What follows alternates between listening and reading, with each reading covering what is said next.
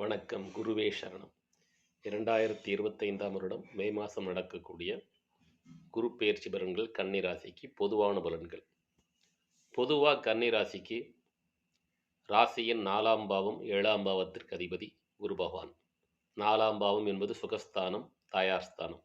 7ஆம் பாவம் என்பது கலஸ்திரஸ்தானம், குடும்பஸ்தானம், கணவனுடைய நிலை. பெண்களாக இருந்தால் கணவனுடைய நிலை, ஆண்களாக இருந்தால் மனைவியினுடைய நிலை. இது பொதுவாக உள்ளது.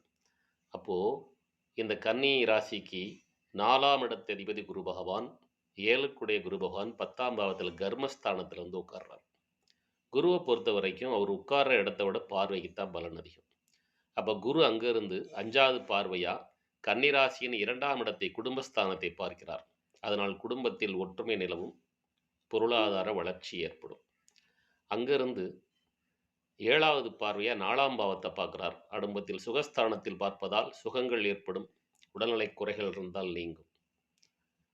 9வது பார்வையாக லக்னத்துக்கு 6ஆம் இடத்தை பார்க்கிறார், கும்பராசியை பார்க்கிறார். அப்போ இதுவரை இருந்த நோய் பிரச்சனைகள், கடன் பிரச்சனைகள் கொஞ்சம் கொஞ்சமாக நீங்கிட்டு வரும். இதெல்லாம் பொதுவான பலன்கள். விரிவான பலன்கள்ங்கிறது பொதுவாக உங்களுடைய சுய ஜாதகத்தை பார்த்து, சுய ஜாதகத்தில் உள்ள திசை, புத்தி, அந்தரம் இவற்றையெல்லாம் கணக்கில் கொண்டு குரு எங்கே இருக்கிறார் என்பதையும் கணக்கில் கொண்டு பார்த்து கொள்ள வேண்டும். பொதுவாக குரு மிதுன ராசிக்கு வருவது உங்களுக்கு நன்மையை பயக்கும். உங்கள் ஜாதகத்தில் விரிவாக முழு விஷயங்களும் நீங்கள் தெரிந்து கொள்ள வேண்டும் என்றாலும், உங்கள் ஜாதகத்தில் நீங்கள் வெற்றி பெறுவதற்கான விதி, மதி, கதி, மாந்தி என்ற அடிப்படையில் விஷயங்களையும் நீங்கள் தெரிந்து கொள்ள வேண்டும் என்றால், நீங்கள் விரும்பினால் என்னை தொடர்பு கொள்ளலாம்.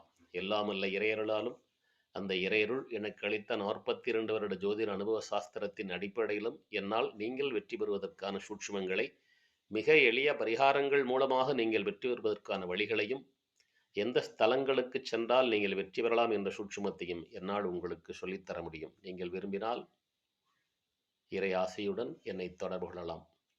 வெற்றி நிச்சயம், வெற்றி நிச்சயம், வெற்றி நிச்சயம். எல்லாமுள்ள இறைவன் உங்களுக்கும் உங்கள் குடும்பத்தாருக்கும் எல்லா வளங்களையும் அருள வேண்டி வணங்கி வாழ்த்துகிறேன். நன்றி. பண்டிட் எம்ஜிபி.